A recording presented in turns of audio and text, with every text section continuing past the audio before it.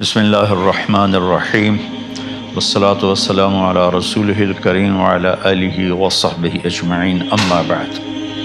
میرے محترم بھائیوں، بہنوں، بچوں، بچیوں، عزیزوں، جاننے والے، نہ جاننے والے، السلام علیکم ورحمۃ اللہ وبرکاتہ۔ کچھ دنوں سے میں قرآن سے اللہ کی پسندیدہ ہستیاں کون ہیں، کہ اللہ کس کو پسند کرتا ہے، ولی دوست کو کہتے ہیں۔ تو اللہ کا دوست کون ہے؟ وہ یہ کوئی وراثتی چیز نہیں ہے کہ بڑے اولیاء اللہ تھے تو اب ان کا بیٹا بھی انہی جیسا ہوگا۔ ہمارے یہاں وراثت چلتی ہے کہ بڑے بزرگ کا بیٹا بھی بزرگ بن جاتا ہے، چاہے وہ کلین شیو ہو، وہ لوگ اس کے پاؤں چوم رہے ہوتے ہیں، جہالت ہے۔ تو آج میں تھوڑا سا سورہ بنی اسرائیل ہے، اس میں بھی سارے اخلاق بیان ہوئے۔ میرے بھائی بہنوں، ایمان لانے کے بعد انسان بنتا ہے، اور اس کے بعد اس کی قیمت، اس کا بڑا پن، اس کی وجاہت، اس کی شرافت وہ پیسوں سے نہیں ہوتی۔ پیسوں سے انسان مالدار تو ہو جاتا ہے، بڑا نہیں بنتا، بڑا نہیں بنتا۔ ہمارا علم غلط ہو گیا۔ بڑا بڑا بندہ جے بولدیاں 3 ملن، یہ 200 مربع، یہ نوابہ فلانا ہے، نوابہ فلانا ہے۔ میرے بھائیو، یہ بالکل غلط علم ہے۔ بڑا وہ ہے جسے اللہ پسند کرے، بڑا وہ ہے جو میرے نبی کی زندگی کے پیچھے چلے، بڑا وہ ہے جس سے اللہ تعالیٰ راضی ہو جائے، باقی سب چھوٹے چھوٹے ہیں۔ تو آج ایک تیسری جگہ سے میں کچھ باتیں قرآن سے عرض کروں گا، جن کا تعلق ہمارے ایمان سے بھی ہے، اخلاق سے بھی ہے۔ وہ ہے بسم اللہ الرحمن الرحیم، وَقَضَىٰ رَبُّكَ أَلَّا تَعْبُدُوا إِلَّا إِيَّاهُ بِالْوَالِدَيْنِ إِحْسَانًا إِمَّا يَبْلُغَنَّ عِندَكَ الْكِبَرَ أَحَدُهُمَا أَوْ كِلَاهُمَا فَلَا تَقُل لَّهُمَا أُفٍّ وَلَا تَنْهَرْهُمَا وَقُل لَّهُمَا قَوْلًا كَرِيمًا وَاخْفِضْ لَهُمَا جَنَاحَ الذُّلِّ مِنَ الرَّحْمَةِ وَقُل رَّبِّ ارْحَمْهُمَا كَمَا رَبَّيَانِي صَغِيرًا۔ یہ بہت بڑا مضمون ہے۔ اللہ نے قرآن بھر دیا والدین کے خدمت کے لیے، والدین کی اطاعت کے لیے، والدین کی ماننے کے لیے۔ پہلا جملہ ہے اور تیرے رب نے فیصلہ کیا، ایک مطلب۔ دوسرا، اور تیرے رب نے حکم کیا کہ بندگی صرف اللہ کی ہے، بندگی صرف اللہ کی ہے۔ عبد اسے کہتے ہیں جو ہر بات پہ سر جھکا دے، عبد اسے کہتے ہیں جو ہر بات پہ بچھ جائے، اس کو عبد کہتے ہیں۔ تو اللہ کہہ رہا ہے میرے بندو، میرا ایک فیصلہ ہے اور میرا ایک حکم ہے، میرے سوا نہ تمہارا ہاتھ کسی کے آگے پھیلے، نہ تمہاری گردن کسی کے آگے جھکے۔ ایک دوسرے سے مدد لینا، اس کو ایک دوسرے کی تعاونوں میں آ جاتا۔ تعاونوا علی البر والتقوی، ایک دوسرے کا ساتھ دو، ایک دوسرے کی مدد کرو۔ میرے نبی قرضہ اٹھاتے تھے۔ میرے نبی جب انتقال ہوا تو آپ کی زرہ 9 وسق پر، وسق 5 من کا ہوتا ہے، تو وہ جو کے بدلے آپ نے زرہ رکھوائی تھی کہ جب میں تمہیں ادا کروں گا زرہ لے لوں گا، اور آپ کا انتقال ہو گیا، آپ زرہ اپنی واپس نہیں لے سکے۔ وہ چیزیں جن کا تعلق صرف اللہ کی ذات سے ہے اور کوئی نہیں کر سکتا، اس میں صرف اللہ کے آگے ہاتھ پھیلا، جیسے ہم کہتے ہیں مدد، نصرت۔ اللہ کہتا میں ہوں، الا ان نصر اللہ قریب، سنو میری مدد تمہارے قریب ہے۔ تو اللہ تعبدوا الا ایاہ، بس ایک چھوٹا سا جملہ اللہ نے یہاں کے، چونکہ یہاں اللہ نے والدین اور اخلاق بتانے تھے تو اپنے لیے صرف ایک جملہ بولا، باقی باتیں بھی اللہ کے لیے ہیں، لیکن اللہ نے میری بندگی، اس بندگی سے مراد 5 وقت کی نماز نہیں ہے، حج، روزہ، زکوٰۃ نہیں ہے اس کی مراد، یہ ساری باتیں داخل ہیں، اور اس کے ساتھ 24 گھنٹے کی زندگی اللہ کی مرضی پر گزارو، نفع آئے تو شکر ادا کرو، نقصان ہو تو صبر کرو، برداشت کرو، پھر بھی شکر ادا کرو،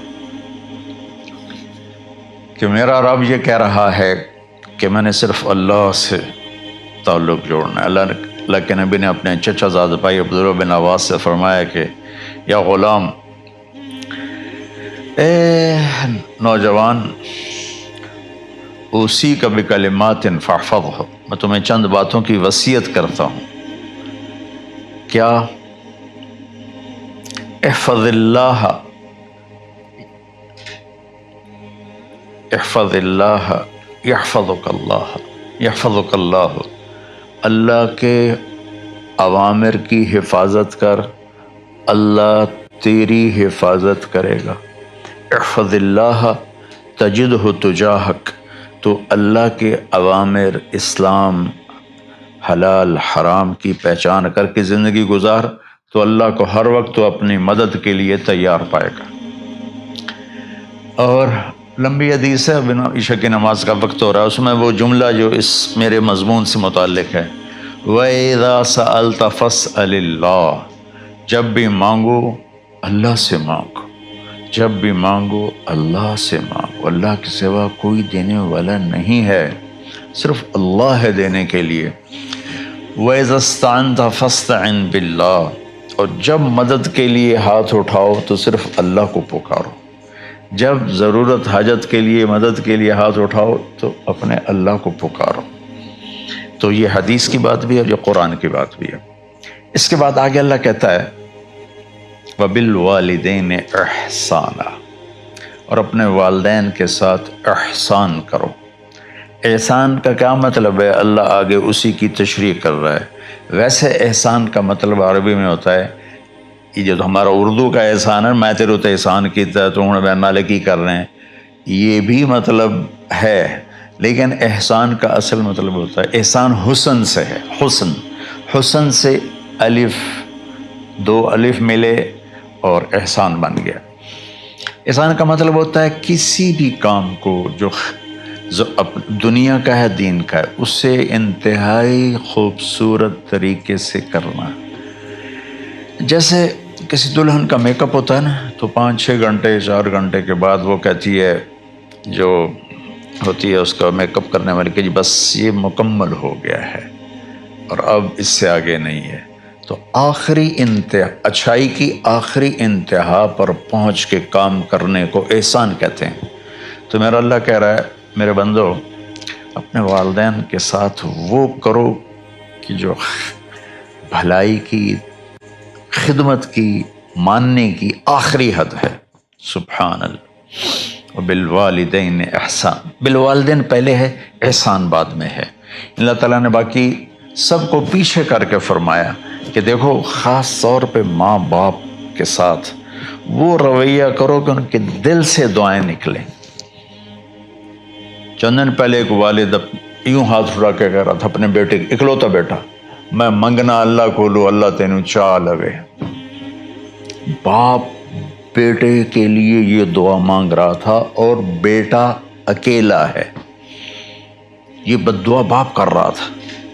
تو بھائیو، ایسی اولاد نہ بنو جس ماں نے پیٹ میں 9 مہینے اٹھایا، پھر جننے کی تکلیف برداشت کی۔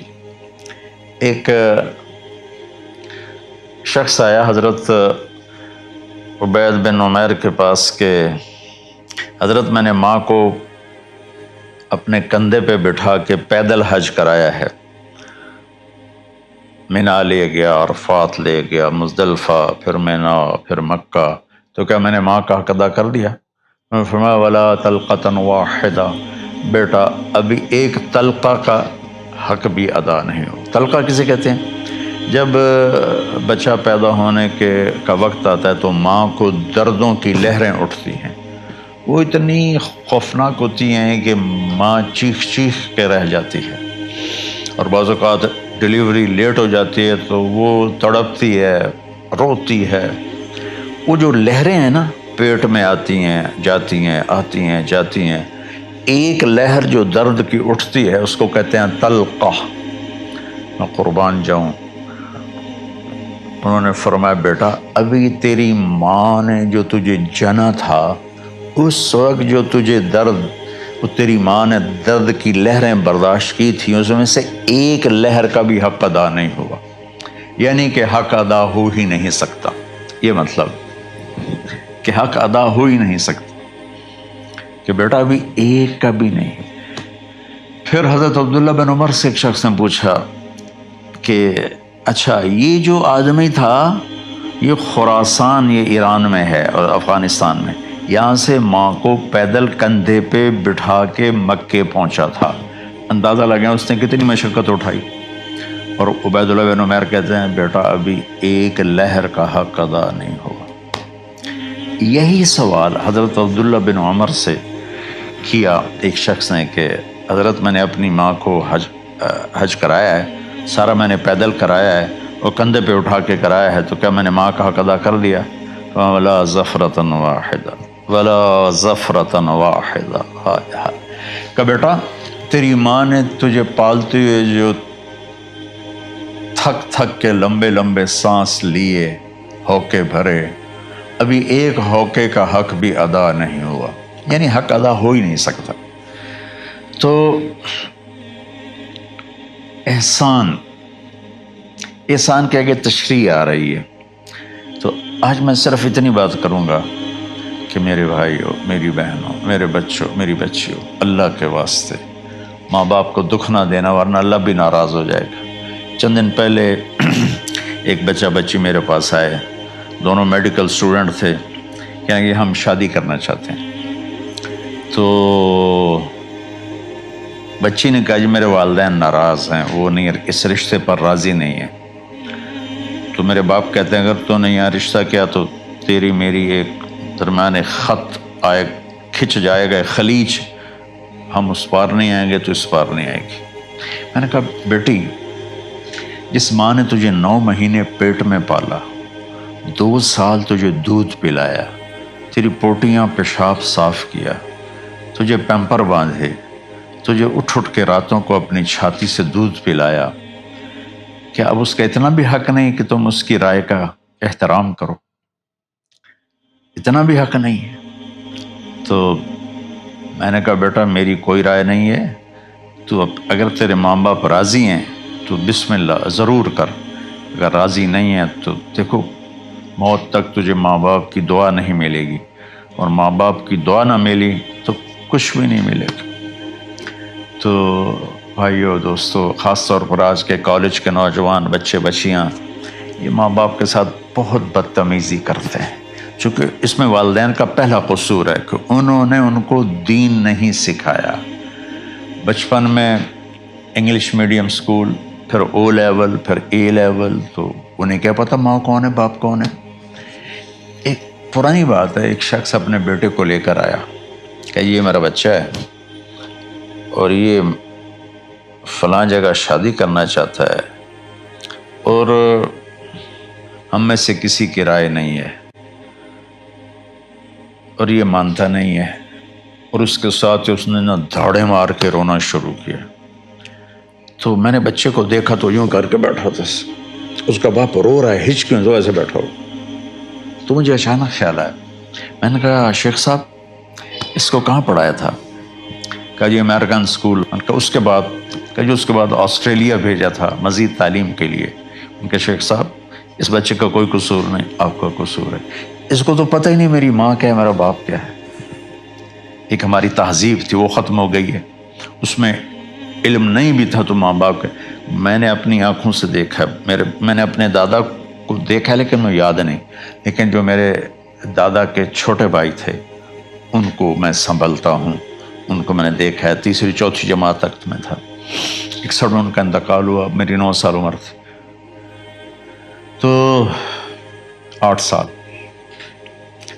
ان کے بیٹے جوان تھے، اور ڈیرے میں جب وہ بیٹھتے تھے تو ان کے بچے ان کے سامنے نہیں بیٹھتے تھے، ان کی پیٹھ کے پیچھے بیٹھتے تھے۔ اتنا ادب، حالانکہ چاروں کے چاروں دین نہیں جانتے تھے، تہذیب تھی، ثقافت تھی، جو آج کی تہذیب نے ہم سے سب کچھ چھین لیا۔ اب بھی آپ جاؤ بیٹا تھر پارکر میں گیا ہوں 2-3 دفعہ، اور وہاں مسلمان نہیں، ہندو عورتیں جب گاڑی گزرتی ہے تو گھونگھٹ کو نیچے کر لیتی ہیں، اپنا چہرے کو فوراً چھپا لیتی ہیں۔ تو خیر بہرحال میں نے کہا شیخ صاحب اس بچے کا قصور نہیں، آپ کا قصور ہے، تو میرے بچوں اپنے ماں باپ کو خوش کرو، راضی کرو، ان کا راضی ہونا اللہ کی رضا ہے۔ میں اس کی تفصیل انشاءاللہ آگے بتاؤں گا، آج میں صرف اتنا ہی میں نے تمہید باندھی ہے کہ ماں باپ کا کیا مقام ہے، ان کی کیا عزت ہے۔ ایک شخص آیا، یا رسول اللہ میرا باپ میرے پوچھے بغیر میرا مال خرچ کر لیتا ہے۔ آپ نے کہا بلاؤ، چونکہ بچے کا ذاتی مال اگر ہو تو شرع کے لحاظ سے باپ پوچھ کے استعمال کرے، بغیر پوچھے استعمال نہ کرے۔ جب اسے پتہ چلا کہ میرے بیٹے نے شکایت کی ہے، تو عرب کی شاعری تو مشہور تھی، انہیں دل دل میں کچھ اشعار پڑھے۔ جو آیا تو جبریل پہلے آ گئے، یا رسول اللہ اللہ تعالیٰ کہہ رہے ہیں آپ اس سے پوچھیں وہ شعر بتاؤ جو تیرے کانوں نے تو نہیں سنے، تیرے دل میں آئے تھے اور اللہ نے سن لیے۔ تو اللہ کے نبی نے فرمایا بھائی تیرا انشاءاللہ کیس سنتے ہیں، لیکن پہلے وہ شعر سناؤ جو تم نے تو نہیں کہے زبان سے پر اللہ نے سن لیے۔ تو پھر اس نے وہ اشعار پڑھے، اور اس کے آگے کیا ہوا یہ میں انشاءاللہ اگلے کلپ میں بتاؤں گا کہ باپ کا کیا مقام ہے، ماں کا کیا مقام ہے۔ السلام علیکم ورحمۃ اللہ۔